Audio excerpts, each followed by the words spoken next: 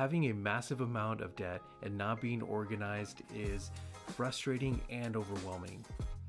After getting out of a massive amount of non-mortgage debt, I'm excited to share the spreadsheet that we used in order to get focused and move forward, gaining momentum in our personal finances. Even if you've never budgeted before, after watching this video, you'll have the skills to be able to create your own budget in Google Sheets. Hi, my name is Jason Romero, and in this video, I'm going to show you how to create your own personal finance budget within Google Sheets. Let's get started.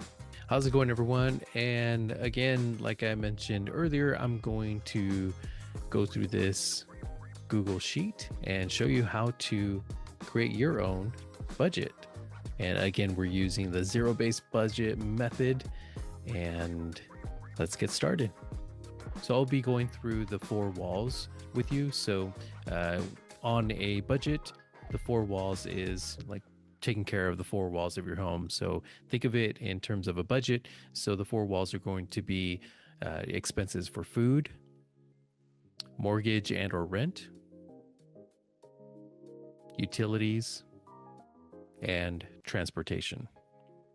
So those are the absolute needs that we want on the budget. Everything else comes secondary. So just keep in mind that I will be using averages here in Southern California, and this is coming from ChatGPT, and I just wanted to make sure that I'm trying to build a realistic budget that people can relate to. And again, it's coming from Southern California, so it more than likely will be elevated if you're out of state. And I did my best to think of every single item that would appear on a spreadsheet. And let me know if you have any questions in the comments section as we go through this spreadsheet. I will note that I am using a Google Doc sheet, and I love Google Docs. It's amazing. If you haven't tried it, please do so. The user experience is very straightforward, simple, and I think it's very user-friendly. So that's why I continue to use Google Docs.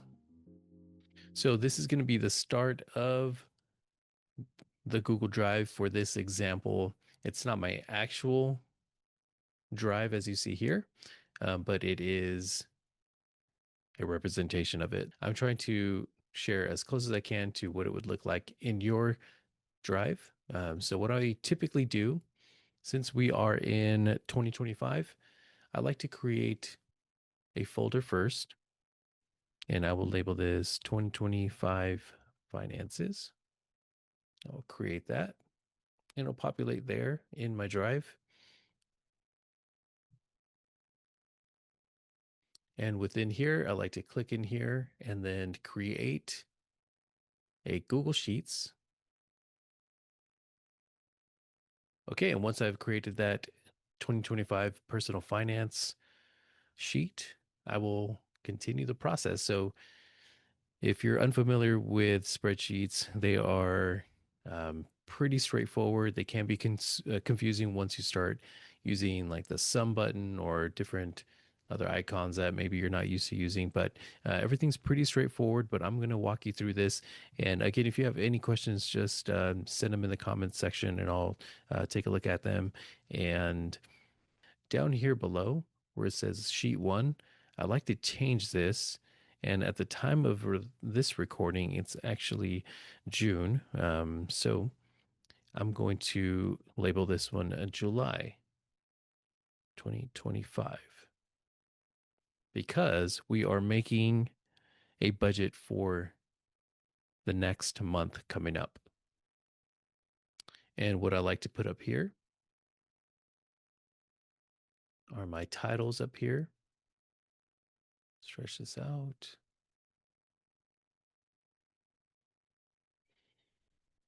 And I'm going to label this expenses,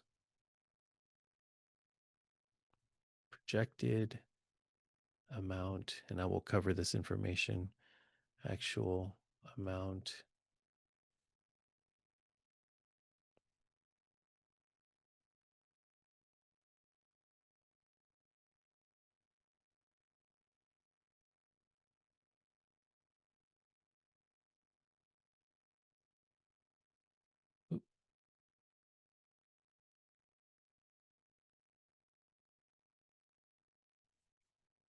And I like to stretch these out so I can read them. And I will definitely define every single box that I just created. Another thing I like to do is actually what I'll do that later. Okay, so expenses. So these are the things that you are going to purchase in the future month or things that you're going to pay in the future month. Again, we're looking at the four walls. So at the top, you'll see the first couple of ones should be food, mortgage or rent, utilities, transportation. Those are going to be your four walls. One quick note, we are a Christian family, so we will have a giving amount at the very, very top of our expenses. So the first expense is going to be a giving expense. And so we give to our local church, the church that we currently attend. And that is what we have decided to do. And the Bible talks about giving. And so we want to make sure that we follow what the Bible says as best as we can. When we were getting out of debt, that definitely was a lot lower than it is now. We're still working on, increasing that giving, and so that's don't really want to touch on that any more than that. But I just want to let you know that you will see that in our expense spreadsheet. So yeah, if you have any questions, let me know. So expenses are going to be what you're purchasing, paying for, giving towards in any given month. Projected amount. So sometimes you may not know exactly how much you're going to have to pay a certain item the next month. So I like to round up or I like to give a certain amount towards this item. And then that way it gets me in the ballpark. And then that way we could see a good projected amount. But be honest, be sincere about this amount. And if you need to round up, then great. After a while, you'll start seeing an average, and you'll start seeing, how much it actually costs every single month. I'm going to go to the next column, and this is the actual amount. So I projected it to be, for example, $100, but actually I spent $105. And so I will make that adjustment there when I go actually pay for that service or pay for or send the money. Then I type in the actual amount. Now, this column here is a paid column. So this is if I actually paid it or not. And I use an X for this. So I'll simply put that in if I paid it. This column here, cash needed. So if, say, for example, it's a food item and the actual amount that we need is, say, $400. However, we need $100 in cash. Well, I will put $100 here.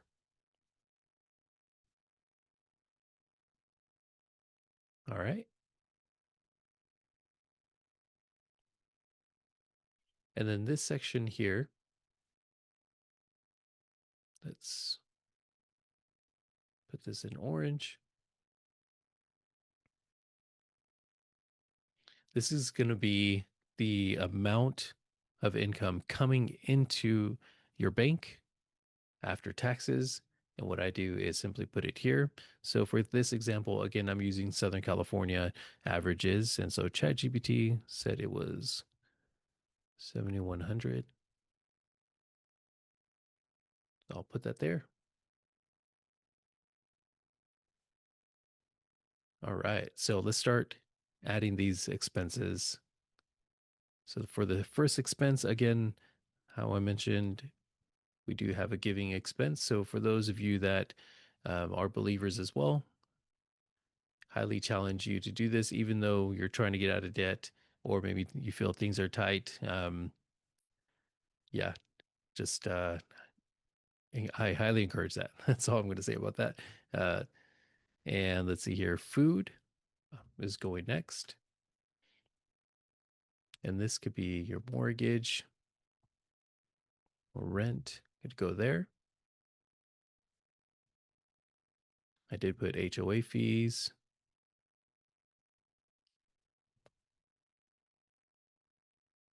SoCal Edison can go here. And I'm going to go back, meaning electricity, water bill,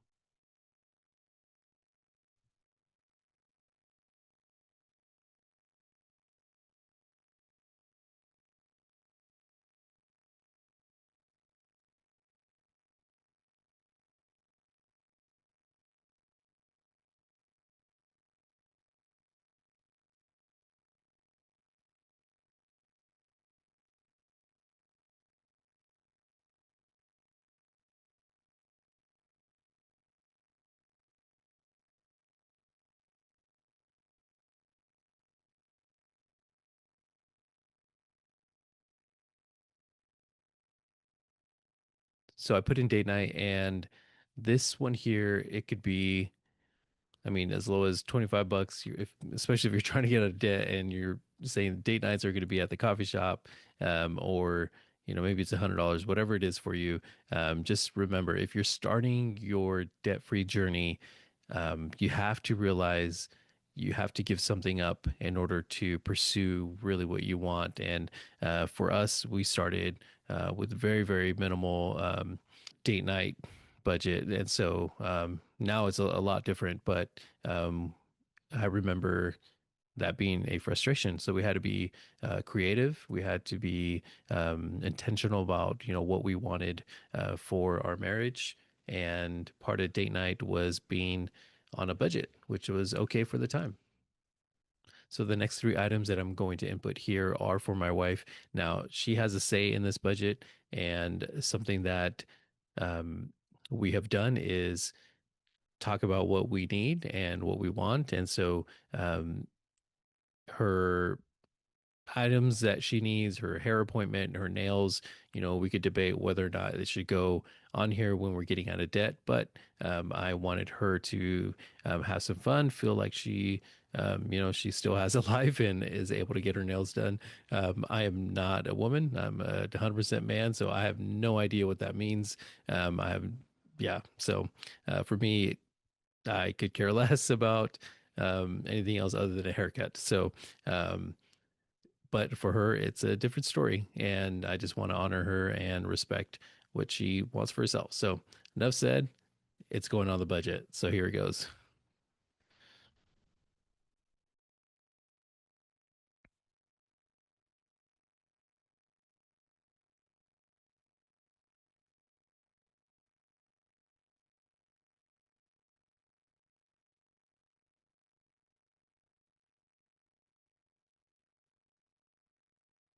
Yay, I get my own line item.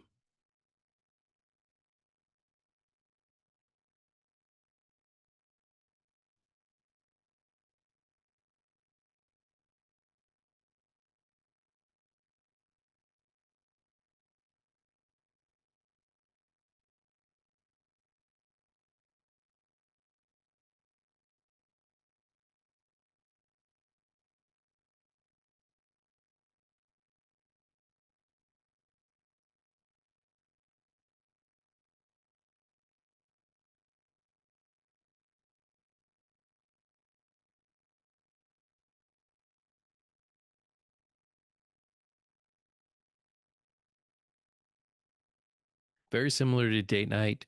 And if you haven't seen my video on sinking funds, please go watch that. But anniversary is we take it out every single month, or even like Christmas fund, we take it out every single month, or sometimes we pause it or we don't even take it at all. But it is a light item because we know it's coming up and we want to make sure that we're prepared for it and can allocate for that event.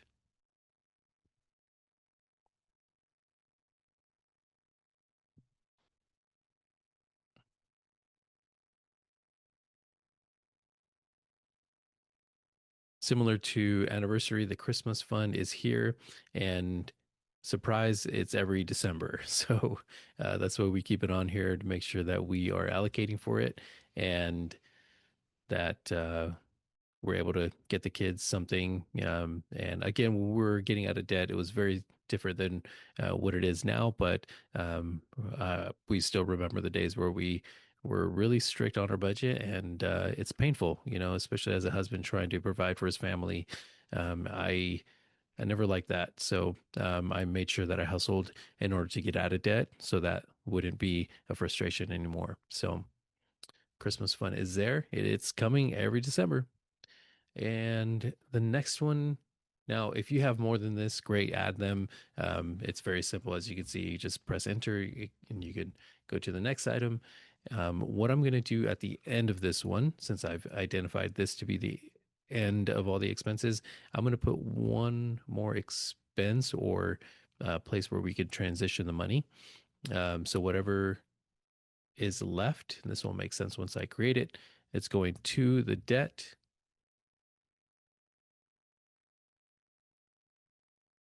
or it's going to the savings. Now, if you're getting out of debt, this is a huge behavioral, um, I guess, implementation. You have to tell your money to go to the debt. Now, if you see $100, you could say, well, yeah, $100, no joke. Like it just take it to the bank, whatever, and pay the debt off or whatever. Or if you see $500 on this line item, it's a little more tempting to go out and get some new shoes or go out and do whatever you want. If you see more than $500, yeah, definitely a temptation to do whatever else you want. So if you're starting your debt-free journey, this line item right here helped us to know how much exactly I needed to put to the debt and leave it alone and know that next month we're going to do the same thing and hopefully a little more because if you're doing the snowball method, then it's going to continuously compound. Uh, so I'm going to keep that there. It's going to make sense once we get going. So again, if you have any questions, please just put them in the comments section and I'll get back to you. And the very last line is going to be all the totals. Now, because I like a spreadsheet and I like it organized, I like to keep this top section here at the top. So when I scroll down, I want to see it continuously. So I'm going to show you how to do that right now. So here is the first row. I'm going to highlight the first row by clicking on it. I'm going to click on view and then go to freeze, and I can choose to freeze the first row.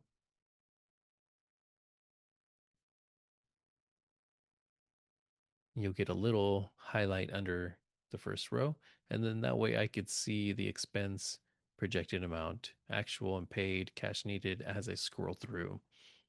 And this is helpful, especially if you're seeing it at a smaller screen right now. This is projected on a larger screen, but I like to see it at the top.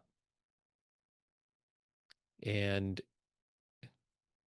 if you and your spouse are creating this spreadsheet, I highly recommend the person that is more so the nerdy one or the one that loves spreadsheets or budgets or being organized to complete it. So it's not, uh, don't recommend either the male has to do it or the female has to do it. I would recommend the one that actually enjoys a budget and getting organized and having all the details and having a plan. That person I highly recommend to complete the spreadsheet.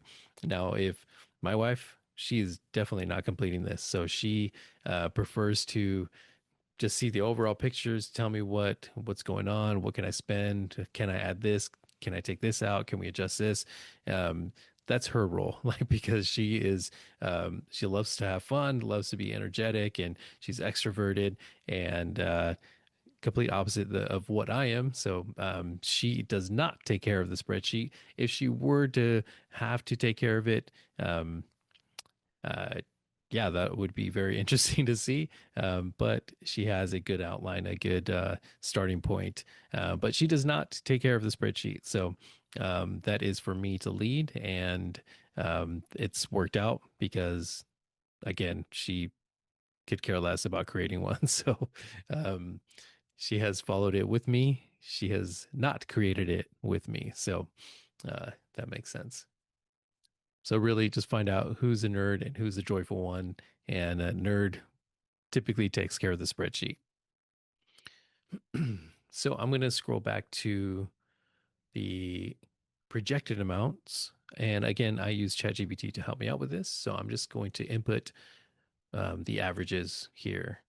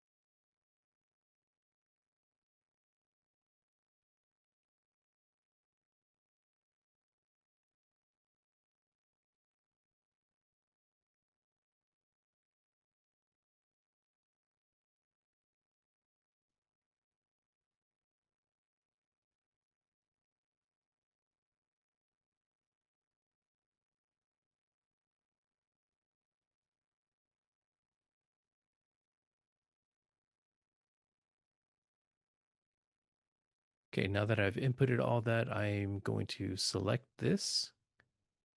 And then because I want to format it into dollar amounts, I'm going to go to the number,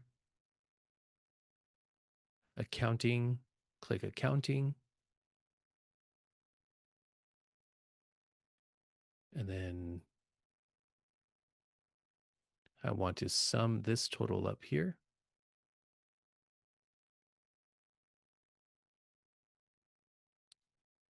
Actually, I need to highlight it to the last item that I want summed up, and then hit this function button, click sum, and it'll sum it in this portion here.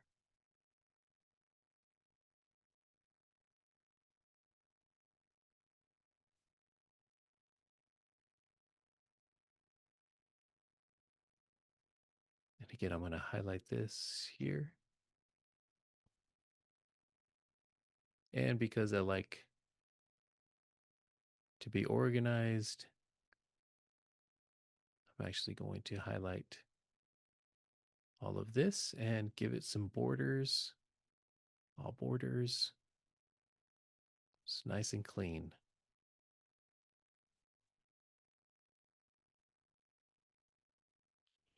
And let's highlight sinking funds. And again, if you haven't watched the sinking funds video, feel free to go watch it. But I'm going to highlight that sinking fund for my cart maintenance because I drive a bucket and I know that anytime now it's going to give.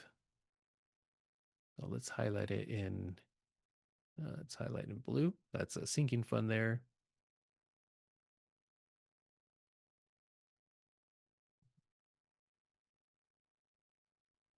Anniversary is another sinking fund. Christmas sinking fund. Every December, we'll see Christmas. Let's see if there's any other sinking funds that I could highlight.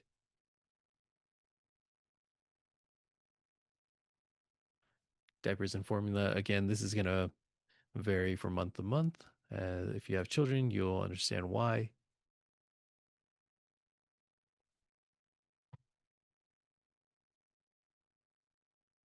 All right. And those are the only seeking funds that we have for this spreadsheet. So far we've covered all the expenses. Again, focusing on the four walls at the top, which are food, shelter, transportation, utilities.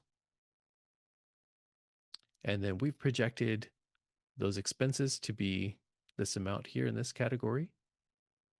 We gave it a sum. And then we're going to head to the actual amount that we paid. Okay, so now we're going to fill in the actual amount. And this column here, whenever I make a payment towards something, I just put the exact amount in this column here. And the reason I do that is because sometimes bills vary. For example, electrical bill or the water bill will have some form of fluctuation throughout the year. So I just want to see how much uh, we pay every single month. So I'm just going to fill this stuff in. And again, for the projected amount, we used uh, averages here in Southern California. So I'm just going to input all this actual amount here.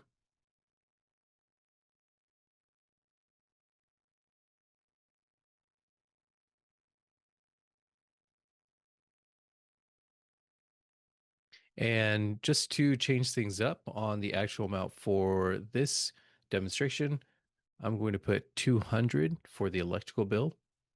The water bill, I'm going to put $30. The gas bill, I'll put, let's say, $60. And again, this is just a demonstration, and I'm trying to prove a point towards the end. Vehicle gas, let's just round down 200. Car insurance,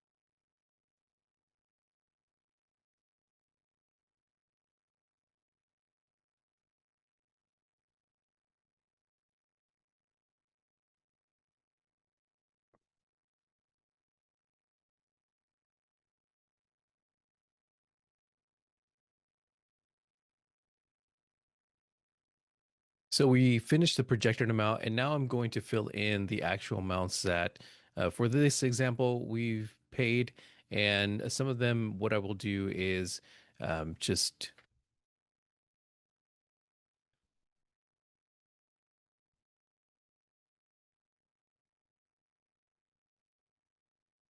okay, so we finished the projected amount.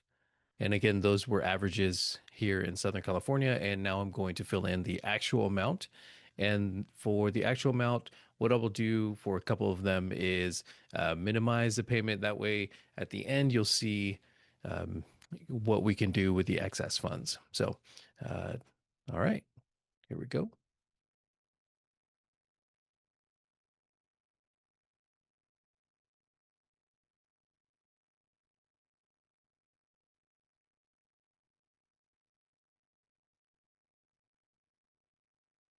Okay, so we finished the projected amount. Now I'm going to complete the actual amount. And what I do here is whenever I pay something, pay a bill, I like to put the exact figure there and then whether or not I paid it. So that's what we will do there.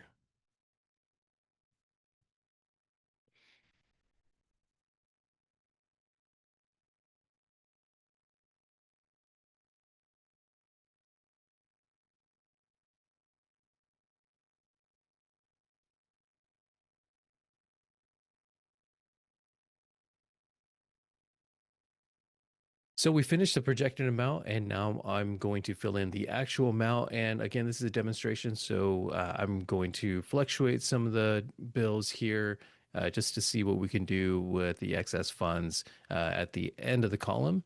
And once I pay this, what I will do is also check paid with an X.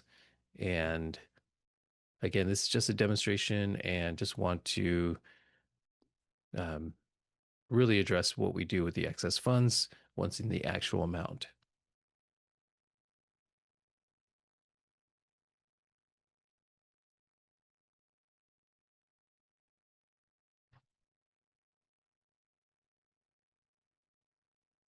So now that we finished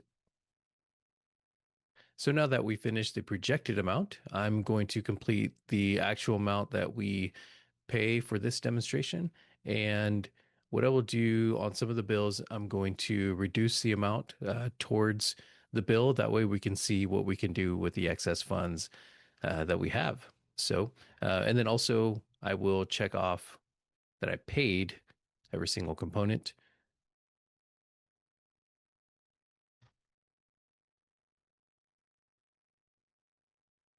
So now that we finished the projected amount, I'm going to fill in the actual amount. And for this demonstration on some of them, what I will do is reduce the bill. That way we could see what we can do with the excess funds. And also I'm going to put an X on the paid column. That way we can show that we paid it and we can move forward. So here we go. So on the giving section, I'm going to start with the actual amount, put X for paid.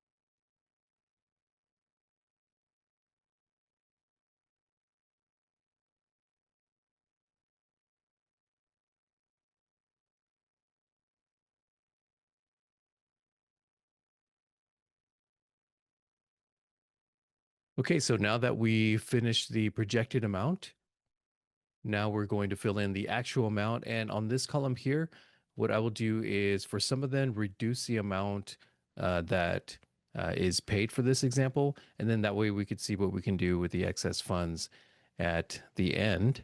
And for the paid column, once I pay the bill and then I put an X on the paid. Again, this is just a double check for me and make sure that things are getting paid. So just going to start with giving.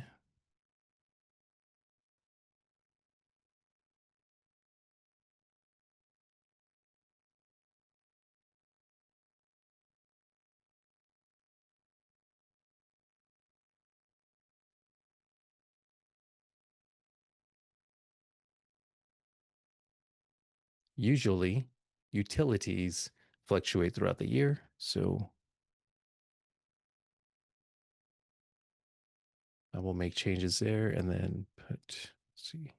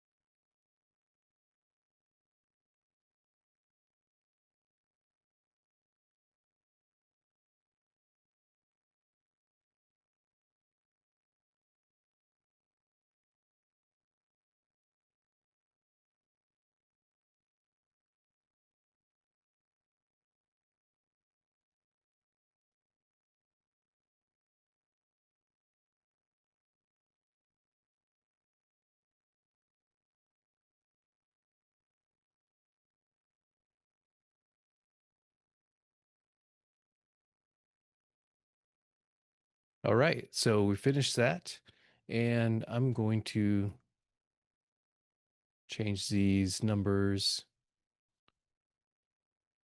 into dollar amounts, and I could just click, drag all the way to where I want it here. So all of this is highlighted, and I want to turn it into dollar amounts. So you go to formats.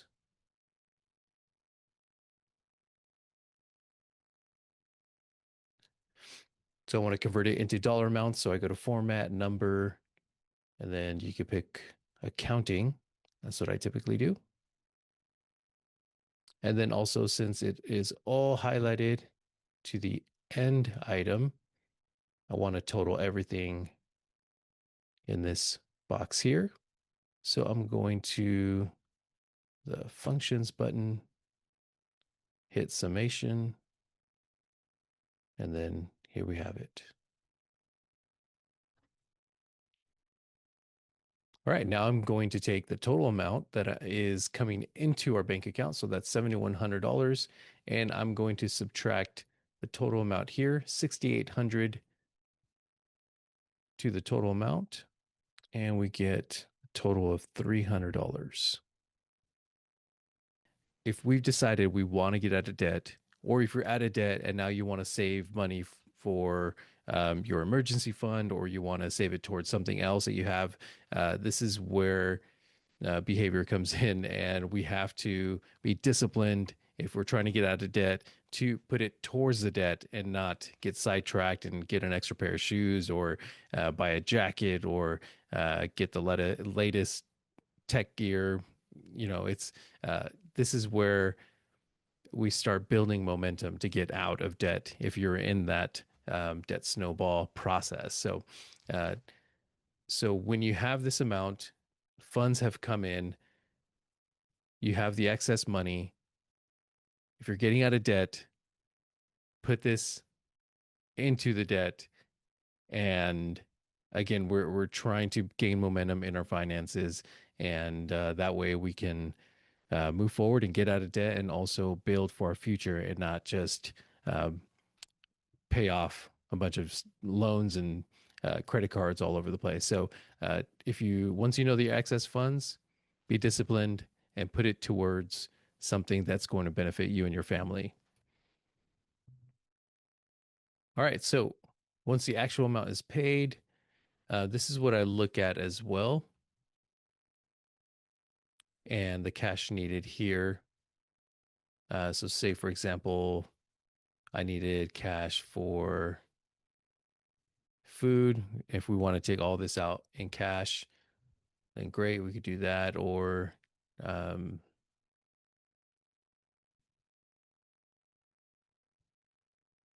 If we want to do date night in cash, then we can do this as well. If we want to have kids items, cash on hand, here we go. And then if you're, depending on how your envelope system is, then you could either do anniversary and then also Christmas fund there. And then we can, again, go to format, number, accounting. That'll give you the dollar amount sign. And then go up to function button, summation, and then it can be totaled here. So then you have the total amount that you need at the bank to have cash on hand. So we still use the envelope system, and every month we know exactly how much cash we need for our expenses. But then we also do have digital envelopes as well, and I could discuss that with you guys as well. That has been very helpful to have some digital envelopes, and that is aligned with our banking. So this is what we currently use in order to stay focused. It's what we used when we were getting out of debt, and it has been very helpful. I hope it's straightforward to the point. I don't like intricate graphs that are incredibly confusing. I like something that's simple, streamlined, very organized, to the point. And so that's how my mind works. And also, I have to communicate this to my wife. So I want her to know that we have a process. This is how it looks like. This is what we do. And I don't want it to be overwhelming because, God forbid, something happens to me. She's going to have to take on this task and lead our family. And something that is straightforward to the point would work way better for her. And again, I'm the nerd. I love spreadsheets, but I don't like too much, too much fluff. I don't like it to be intricate at all. So this works for me. It's worked for us, and we're sticking to it until something comes up that we need to adjust, change. Definitely can let you guys know about that. But this is what we do to stay focused, to gain momentum, and to move forward in building what we have, building what we want for our family. So one quick tip here. Thing that I love about using Google Sheets, and I'm sure um, Excel sheets can do this too, but one thing that I do love about this is I can highlight the boxes that I use. And some people use paper budgets. That's great. If you're using paper and it's working for you, awesome. The cool thing about using Google Sheets is I can highlight the areas that I've used. I could right click, copy it, and you could see we said this was going to be the July budget. So what happens when you're in July? You can simply copy all of this, go down to the left corner, add an area,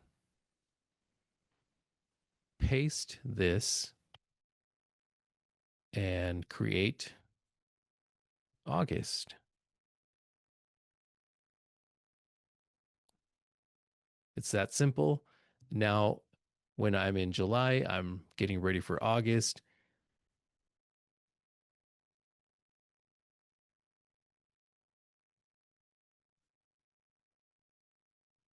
Adjust the columns. That way we could see everything.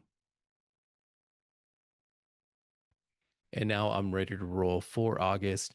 And you can make those adjustments based on the actual amounts that we did before, if you want, or you could keep them the same. And if you're getting out of debt, I hope that this row here helps you in that momentum.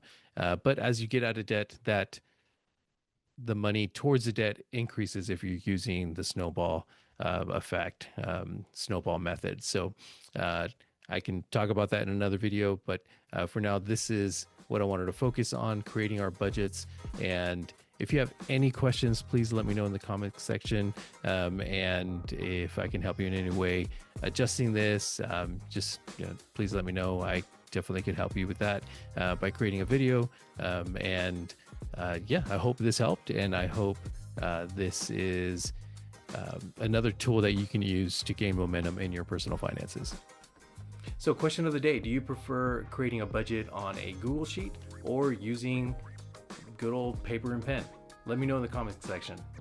If you're struggling to get on the same page with your spouse, check out the video that I made where I break down 5 tips on how to get on the same page with your spouse and move forward, gaining momentum in your personal finances. If you got value out of this video, please like, share, and subscribe to the channel, and I'm excited to see you in the next video.